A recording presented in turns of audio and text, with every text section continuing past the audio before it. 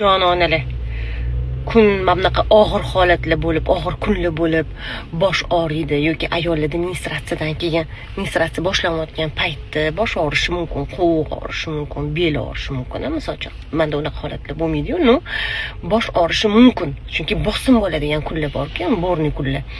O'shanda g'alati buni fitnessga kelaman-da, takoy sochlarimni yuvib olib, arabskiga chirillab o'ynab tashlayman, deb boshimni chirpiray qilib aylantirib o'ynab tashlayman-da.